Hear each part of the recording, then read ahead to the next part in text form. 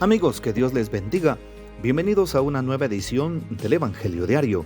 Estamos a martes 23 de septiembre, en esta 25ª semana del tiempo ordinario. Y para hoy recordamos y celebramos en la liturgia de la Iglesia a San Lino, Papa y Mártir, y al Santo Padre Pío de Pietrelcina, presbítero y religioso. ¿Qué podemos decir de San Pío de Pietrelcina? El Papa Francesco Forgione nació en Pietrelcina, provincia de Benevento, en Italia, el 25 de mayo de 1887. Desde chico, fue muy devoto de la Santa Eucaristía, pasaba siempre que podía a la iglesia, y sus padres fueron Horacio Forgione y María Giuseppa. En 1903, con el hábito capuchino, recibió su nuevo nombre, Fray Pío de Pietrelcina. De él dijo Pablo VI: celebraba la misa humildemente, confesaba de la mañana a la noche y era, aunque difícil de admitir, el verdadero representante de los estigmas de nuestro Señor. Fue canonizado el 16 de septiembre del 2001 por el Papa San Juan Pablo II y, como bien sabemos, tenía diferentes dones. No solo recibió los estigmas, también fue un confesor impresionante que tuvo el discernimiento de espíritus. Sabía qué pecados llevaba una persona con tan solo hacerle un par de preguntas. También tenía el don de bilocación. En repetidas ocasiones se le vio aparecer en distintos lugares para ayudar a enfermos y personas necesitadas. Y por supuesto, ya en vida hacía Dios a través de él, de su intercesión, grandes signos, grandes milagros. Así que hoy pedimos al Padre Pío que interceda por cada uno de nosotros. También recordamos a San Lino, Papa y Mártir, después de la persecución de Nerón, durante la cual sufrieron el martirio los apóstoles Pedro y Pablo. La historia de la Iglesia romana por más de un siglo se nos presenta envuelta en una densa oscuridad, rota por uno que otro rayo de luz. En el último cuarto del siglo III encontramos testimonios entendibles sobre los primeros 12 obispos que ocuparon sin interrupción la sede apostólica. San Irineo, obispo de León, que seguramente estuvo alguna vez en Roma, es quien nos presenta esta lista en su Adversus Hereges. Después de haber fundado y establecido la Iglesia de Roma, los bienaventurados apóstoles Pedro y Pablo, escribe, confiaron la administración a Lino, de quien habla San Pablo en la carta a Timoteo. Le sucedió Anacleto. La lista de Irineo no es la única. Hacia el año 160, Hegesipo, originario de Palestina, visitó las iglesias más importantes con el noble propósito de controlar allí la segura tradición de la predicación apostólica. Después de su visita a Roma, escribe: elaboré el orden de sucesión hasta Aniceto. Lino fue papa durante 12 años aproximadamente, del 64 al 76, o del 67 al 76, si se coloca el martirio de San Pedro en el 67, al final y no al principio de la persecución de Nerón. Estas cifras no tienen valor absoluto porque en las dos listas presentadas prevalece el interés doctrinal, y solo a comienzos del siglo III, con Julio Africano e Hipólito, se empezó a tener en cuenta la cronología. A más del dato cronológico, tenemos de los sucesores inmediatos de los apóstoles y por tanto de San Lino, otra nota interesante que nos presenta San Clemente en la carta de la Iglesia romana a la Iglesia de Corinto. En ella, San Clemente insiste en la unión que reina en la Iglesia romana y que contrasta tan fuertemente con el cisma que aflige a la comunidad de Corinto.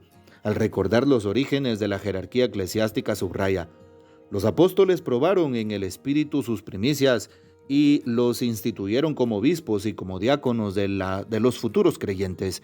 Más tarde impusieron esta regla, que después de su muerte, hombres probados deberían sucederlos en el ministerio.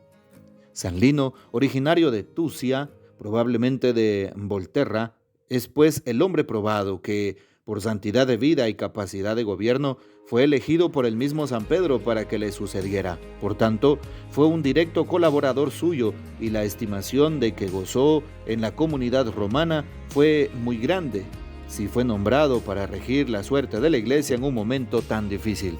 Pidamos pues la poderosa intercesión de San Lino, Papa y Mártir.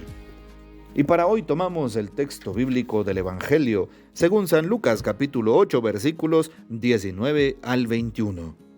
En aquel tiempo fueron a ver a Jesús, su madre y sus parientes, pero no podían llegar hasta donde él estaba porque había mucha gente.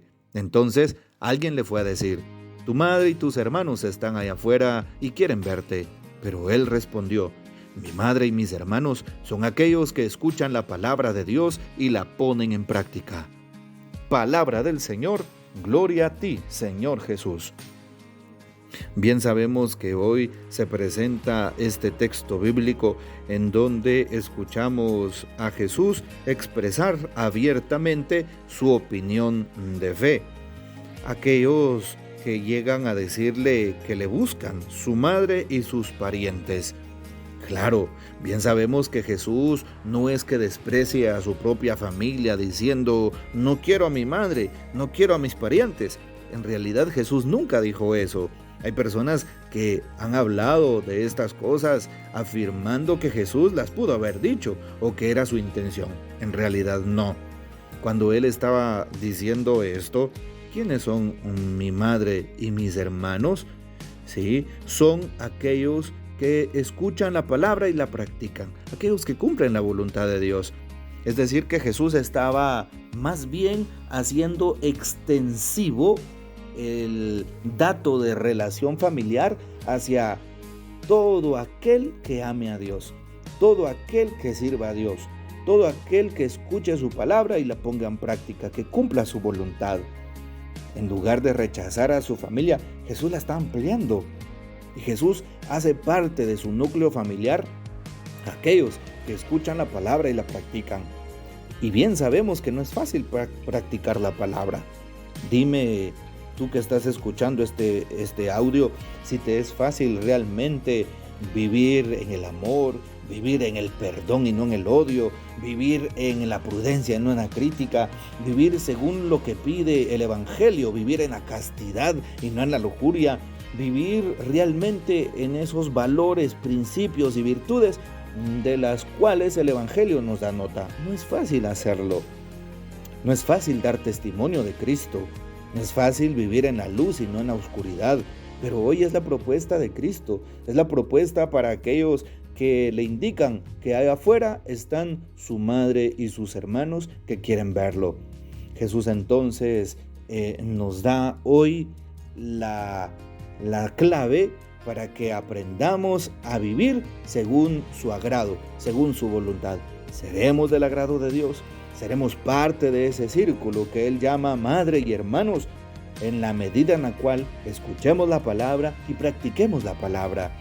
Y no solamente se trata de hacer lección divina, yo hago lección divina todos los días, escucho la palabra y ahí está. No, se trata de vivirla a través del perdón, de la misericordia, vivirla a través del respeto al prójimo, a la vida humana, a los valores principales que el ser humano tiene como dignidad, vivir también en un mundo en donde se nos invita a perdonar al prójimo, sobre todo aquellas injurias o aquellas acciones que hacen en contra nuestra. Estamos invitados a hacerlo.